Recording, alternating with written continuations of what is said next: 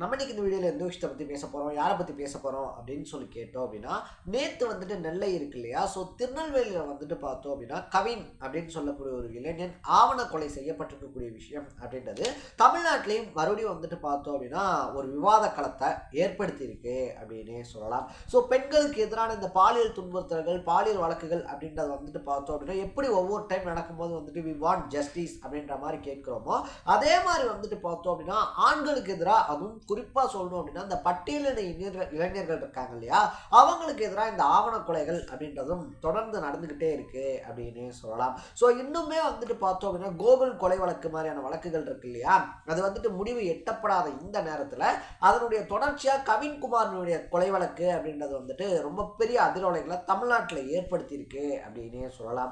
So school டேஸில் வந்துட்டு நம்மள எல்லாருமே இந்த பப்பி லவ் அப்படின்னு சொல்லி ஒன்று பண்ணியிருப்போம் இல்லையா. ஸ்கூல் டேஸில் பழகின ஒரு பொண்ணுகிட்ட ஸ்கூல் தாண்டி காலேஜ் தாண்டி அவர் சாஃப்ட்வேர் இன்ஜினியராக வந்துட்டு பார்த்தோம் அப்படின்னா சென்னை ஐடியில் ஒர்க் பண்ணிக்கிட்டு இருக்காரு. அப்படி இருந்தும் வந்துட்டு பார்த்தோம் அப்படின்னா ஃப்ரெண்டாக பழகின ஒரு பொண்ணுகிட்ட லவ் அப்படின்னு சொல்லக்கூடிய அடுத்த ஸ்டெப்புக்கு போய் அதுக்கப்புறம் கல்யாணம் பண்ணிக்கலாம் அப்படின்ற பேச்சுவார்த்தை எடுக்கும்போது அதை வந்துட்டு சகிச்சுக்க முடியாமல், அதை வந்துட்டு தாங்கிக்க முடியாமல், யாரா நீ உன் வீட்டுக்கு வந்துட்டு என் வீட்டு பொண்ணு வரணுமா, நீ வந்துட்டு என் வீடேறி வந்துட்டு பொண்ணு கேட்டு போயிருவியா அப்படின்ற மாதிரியான ஒரு மனப்பான்மையில் பார்த்தோம் அப்படின்னா நல்லா படித்து யூனிவர்சிட்டியில் டாப் ரேங்க் வாங்கின ஒரு ஸ்டூடெண்ட், அதை தாண்டி கோல்டு மெடலிஸ்ட் அப்படின்னு சொல்கிறாங்க. ஸோ அந்த மாதிரி பல திறமைகளை வச்சிருந்து மாதம் கிட்டத்தட்ட 1 லட்ச ரூபா வரைக்கும் சம்பளம் வாங்குறாரு அப்படின்னு சொல்லப்படுது. இப்படி வந்துட்டு பொண்ணை நல்லா பார்த்துக்கிறதுக்கான எல்லா எலிஜிபிலிட்டியும் இருந்து வந்துட்டு பார்த்தோம் அப்படின்னா ஒரு பட்டியலினத்தை சேர்ந்தவர் அப்படின்ற ஒரே காரணத்துக்காக கொல்லப்பட்டிருக்கக்கூடிய சம்பவம் அப்படின்றது ரொம்ப பெரிய அதிர்ச்சியை ஏற்படுத்தியிருக்கு அப்படின்னே சொல்லலாம்.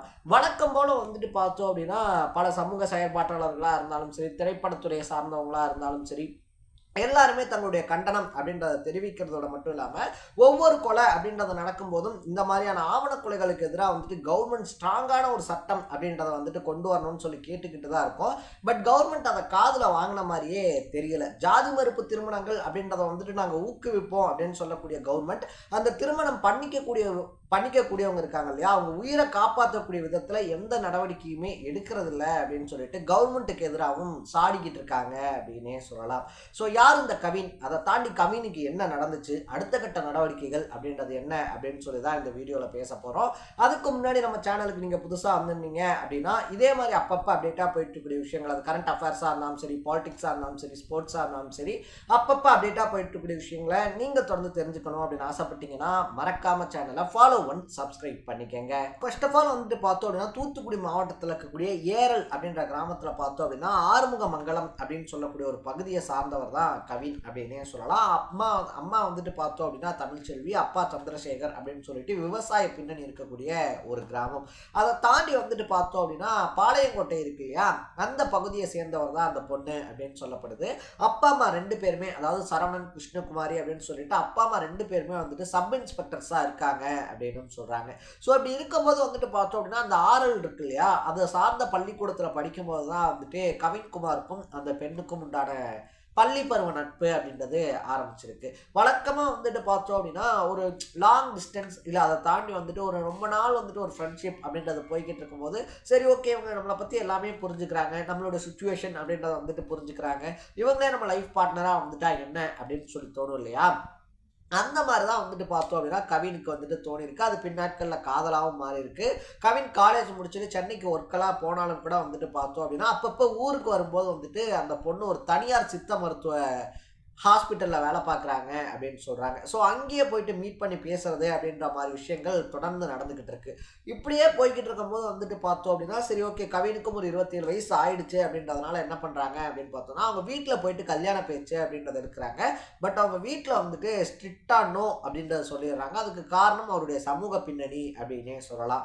இருந்தாலும் வந்துட்டு பார்த்தோம் அப்படின்னா தொடர்ச்சியாக அந்த பேச்சுவார்த்தைகள் அப்படின்றது போய்கிட்டே இருக்கு.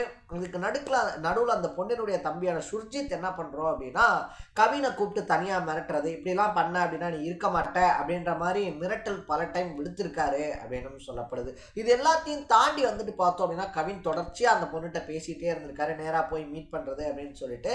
சம்பவத்து அன்னைக்கு வந்துட்டு பார்த்தோம் அப்படின்னா கவினுடைய தாத்தா இருக்கார் இல்லையா, அவர் வந்துட்டு கீழே விழுந்து உடம்பு சரியில்லாம போனதுனால பாளையங்கோட்டை பகுதியில், அதாவது அந்த பொண்ணு இருக்கக்கூடிய ஏரியாவுக்கு அருகிலேயே வந்துட்டு பார்த்தோம் அப்படின்னா அந்த ஏரியாவுக்கு பக்கத்துலேயே வந்துட்டு தாத்தாவை ட்ரீட்மெண்ட்காக கூப்பிட்டு போகிறாரு ஹாஸ்பிட்டலுக்கு. ஸோ இதை வந்துட்டு எப்படியோ சுர்ஜித் தெரிஞ்சுட்டு வந்துட்டு பார்த்தோம் அப்படின்னா கவினை தனியாக கூப்பிட்டு இந்த மாதிரி அப்பா அம்மா அவங்களை கூப்பிட்டு வர சொன்னாங்க, தனியாக பேசணும்னு சொன்னாங்க அப்படின்னு சொன்னோன்னே கவினும் ஏதோ ஒரு நம்பிக்கையில் போகிறாரு. சரி ஓகே பேசி ஏதாவது கன்வின்ஸ் பண்ணிடலாம், கல்யாணத்துக்கு ஓகே வாங்கிடலாம் அப்படின்ற மாதிரி கனவோட போனவரை பார்த்தோம் அப்படின்னா கொலை பண்ணியிருக்காரு சுர்ஜித் அப்படின்னே சொல்லலாம்.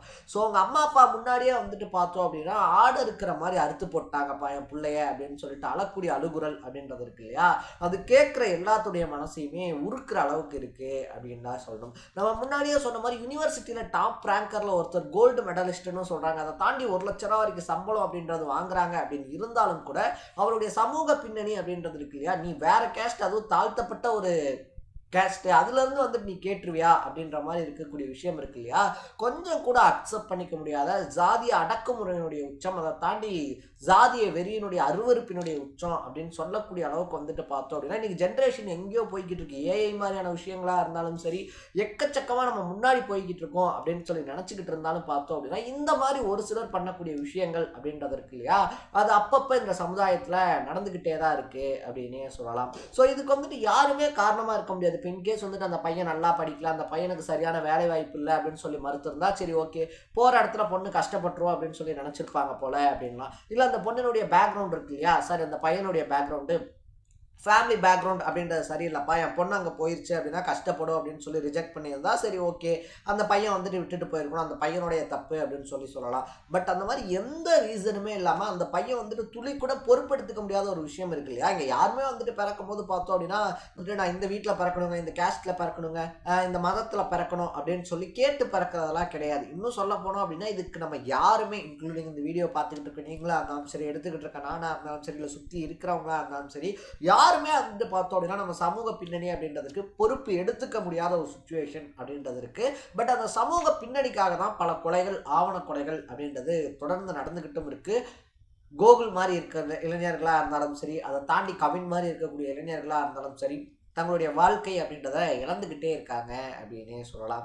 ஸோ நீங்கள் இந்த விஷயத்தை பற்றி என்ன நினைக்கிறீங்க? அதை தாண்டி அரசாங்கம் இந்த மாதிரியான விஷயங்கள் நடக்கக்கூடாது அப்படின்னா இப்படி ஒரு சட்டத்தை கொண்டு வந்தால் நல்லாயிருக்கும் அப்படின்னா அது என்ன அப்படின்றத கமெண்ட்டில் போட்டு இதே மாதிரி அப்பப்போ அப்டேட்டாக போயிட்டு இருக்கக்கூடிய விஷயங்கள், அது கரண்ட் அஃபேர்ஸாக இருந்தாலும் சரி, பாலிடிக்ஸாக இருந்தாலும் சரி, ஸ்போர்ட்ஸாக இருந்தாலும் சரி, அப்பப்போ அப்டேட்டாக போயிட்டு இருக்கக்கூடிய விஷயங்களை நீங்கள் தொடர்ந்து தெரிஞ்சுக்கணும் அப்படின்னு ஆசைப்பட்டீங்கன்னா மறக்காமல் சேனலை ஃபாலோ பண்ணி சப்ஸ்கிரைப் பண்ணிக்கோங்க.